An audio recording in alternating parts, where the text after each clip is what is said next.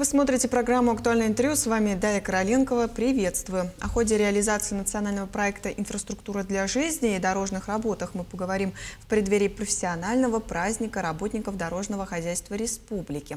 Наш гость студии Владимир Сивцев, министр транспорта и дорожного хозяйства республики Саха-Якутия.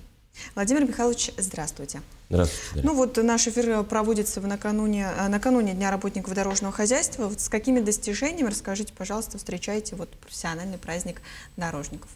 Ну, разрешите прежде всего поздравить всех работников дорожной отрасли, всех, кто связан с этой отраслью, с профессиональным праздником, с Днем работника дорожного хозяйства, пожелать всем успехов, отметить действительно эффективный и созидательный труд, порой самоотверженный, очень ответственный в деле приведения в нормативное состояние наших дорог. Ну и выразить благодарность прежде всего ветеранам отрасли, основоположникам славных дорожных традиций, дорожных династий. Всех с праздником. Сегодня мы действительно с хорошими результатами год завершаем. Проведена огромная, колоссальная работа, несмотря даже на определенные объективные трудности с финансированием. Но сегодня на региональных дорогах из 19 индикаторных объектов уже 11 сданы. И по городу Якутску также более половины объектов, из 8 объектов индикаторных уже 4 сданы. И по нашим малым агломерациям, это Алдан, Неринг, Ленск и Мирный, там также из 13 объектов уже порядка 7 объектов уже сдано. Нужно отметить, что везде по остальным объектам, значит, готовность очень хорошая, 92%, и буквально в ближайшее время заканчивают наружное освещение, остановки, разметки, и, соответственно, до конца ноября мы 100% выполним все индикаторные объекты. Давайте поговорим про проект «Безопасные качественные дороги». С этого года он получил преемственность национального проекта «Инфраструктура для жизни». Вот какие значимые дорожные объекты введены в этом году по новому проекту? Да, действительно, благодаря национальным проектам в нашей республике более 1400 километров было отремонтировано дорог, более 55 мостов введено в строй. Нужно отметить, что вот сегодня национальный проект «Инфраструктура для жизни», так же как и национальный проект «Безопасные качественные дороги», является одним из самых, так скажем, узнаваемых национальных проектов. Но если говорить о наиболее значимых проектах, то это по республиканским дорогам, это, безусловно, асфальтирование региональной дороги Амга продолжается, значит, продолжается асфальтирование и ремонт дороги Умнас, Нам и, допустим, в Мегино-Кангаласском районе по дороге Мирю было введено два таких значимых объекта возле села Мая и возле села Бекё, и, наверное, значимый объект — это 6-километровый участок в рамках контракта жизненного цикла в районе поселка Кангаласы, где у нас индустриальный парк имеется.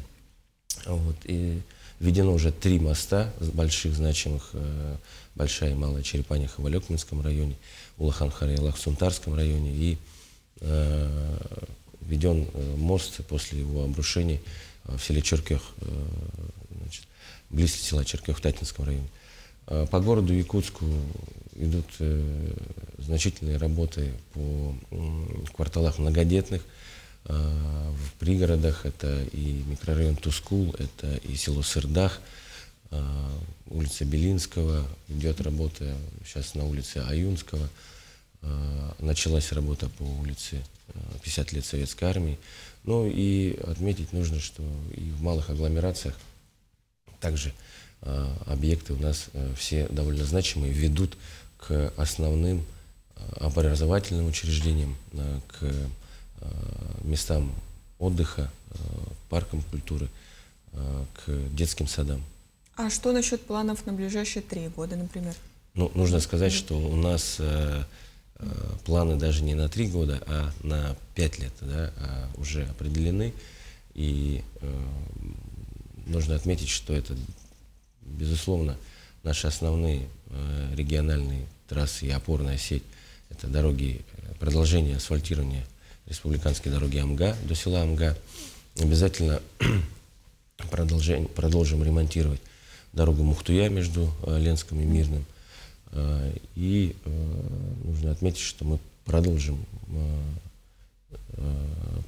строить мосты, у нас ликвидировать аварийные, в первую очередь. И мы в целом по не менее 5 мостов в год планируем. В том числе не обязательно крупное капитальное, но и в том числе и средние автомобильные разборные мосты устанавливают на всей территории республики.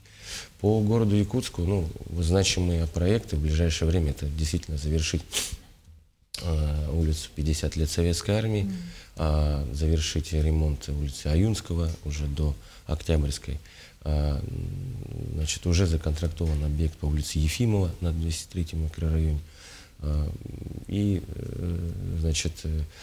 дальше улицы у нас есть две такие значимые улицы, которые позволят разгрузить транспортные потоки. Это продолжение переулка Вилюйский с выходом на окружное шоссе и строительство моста в ближайшее время с улицы Ксенофонта Уткина до улицы Крупской через озеро Теплое. Это также позволит разгрузить автодорожную Чернышевскую улицу. Вот с улучшением состояния дорог и обновлением автобусного парка возобновлены регулярные муниципальные автобусы. Да? Автобусные рейсы в 4 ближайших улусах. Вчера Минтранс сообщил, что с 21 октября у нас перевозки по данным маршрутам временно прекращаются. С чем это связано? Расскажите, пожалуйста. Да, действительно нужно отметить, что после ремонта автомобильных дорог, приведения в их нормативное состояние, асфальтирования,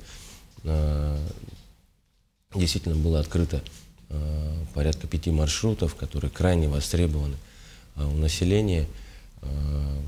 Закуплены автобусы специально для данных маршрутов, но нужно отметить, что прекращение перевозок — это вынужденная мера, связанная с объективными ограничениями в бюджете республики текущего года. И сегодня достаточного финансирования до конца года уже не предусмотрены, и государственные контракты 21 октября заканчиваются. Да? Но данные маршруты будут продолжены с нового года. В проекте бюджета следующего года необходимые средства предусмотрены, и это ограничение времени. Кроме того, с прошлого года маршрут Якут-Джатай стал республиканским, межмуниципальным в силу отдельных нормативно-правовых актов. Но здесь хотелось бы сказать, что данный востребованный маршрут он продолжит свое действие до конца года и на следующий год также. Год назад, 17 октября, стартовал основной цикл строительства Ленского моста. Тогда старт работы дал глава республики Асан Николаев. Каковы итоги сейчас первого года строительства? Да, все ли идет по плану у нас? Да, действительно, ровно год назад пробурили первую сваю и залили буронабивную сваю.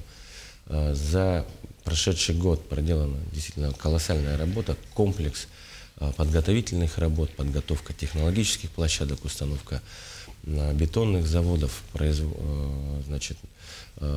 производство армокаркасов, буронабивных свай в целом не останавливается даже зимой. Сегодня более 100 свай уже пробурено, и 71 на левом берегу, порядка 30 на правом берегу, и бурение продолжается, бурение и заливка этих свай. Нужно сказать, что собран, таких свай будет 920, в целом будет 26 опор. Собран первый кофердам бокового пилона, и началась укрупненная сборка второго кофердама, уже центрального пилона. Кофердам — это такой, этот элемент является фундаментом пилона, и будет принято решение, что 2 кофердама в следующем году будут спущены сразу же по прохождению ледохода по большим уровням воды. Технологически так требуется, эта технология впервые применяется в России, поэтому здесь достаточно сложный комплекс работ по спуску этих оснований. Что хотелось бы еще отметить, что буквально на следующей неделе будут завершены работы по первой опоре, опоре номер 4 на левом берегу, это первая опора моста. До конца года еще одна такая будет опора уже на правом берегу возведена, и в следующем году продолжится возведение таких опор, еще порядка 10 в целом опор будет обустроено, и по некоторым из них уже будут устанавливаться пролетные строения. Вот с того года работы идут по дорожному нацпроекту, проводятся в таких малых городах, как Ленск, Алдан, Мирный Нерюнгри. Вот как там успехи идут? Ну, хотелось бы отметить, что несмотря на первый год реализации, администрации данных муниципалитетов очень хорошо сработали. Особенно хотел бы отметить город Алдан, который досрочно отремонтировал свои 5 улиц. Нужно сказать, что у нас по индикаторам в этом году отремонтировать 9 километров, но по итогам этого года с опережением будет отремонтировано 12,5 километров. В общем, по 4 городам. И нужно отметить, что по новому нацпроекту до 2030 года 85% улично-дорожной сети данных муниципалитетов будет приведено в нормативное состояние. И данные все, значит, муниципалитеты определили свои планы на 5 лет. И сегодня в Алдане 5 улиц отремонтировано, в Мирном еще 5 улиц. Ведется работа в Ленске по 3 улицам, в Нерюнгри по улице Кравченко в этом году. Все эти работы будут выполнены. И нужно отметить, что мы также продолжим с опережением, с индикатором выполнять эти работы. Улицы все крайне важны и положительно, население оценивает это положительно. Вот эффект реализации дорожного национального проекта виденный в Якутске. Расскажите, пожалуйста, какие значимые объекты у нас можете выделить? По городу Якутску, ну, я уже говорил, это основные магистрали, улица Аюнского, будет завершена, улица Хабарова, 50 лет Советской армии будет завершена. Сегодня Ефимова, я отметил 2 улицы, которые будут разгрузочными, так скажем, это переулок Вилюйский. Второй этап и мост через озеро Теплое между Уткино и Крупской.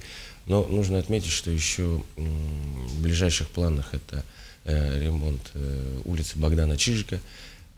И все мы ждем и приступим, думаю, что через год к улице Дзержинского, самой основной магистраль. А какова ситуация по федеральным дорогам, например? По федеральным дорогам здесь нужно отметить, что действительно по федеральным дорогам интенсивность движения в последние годы значительно возросла. И тут нужно отметить, что действительно были резонансные, так скажем, моменты, когда дороги действительно перекрывались, и это связано было с определенной сезонностью, превышением нормативных нагрузок по весогабариту. Но нужно отметить, что по федеральной дороге Лена практически весь грунтовый разрыв уже завершается. В этом году 10 километров на перевале Тит уже уложено, практически она вся в асфальтовом исполнении. По дороге Вилюй идут работы в Мирнинском, Сунтарском, Верхневилюйском улусах, и дальше продолжится работа в ближайшие годы по территории Верхневилюйского улуса.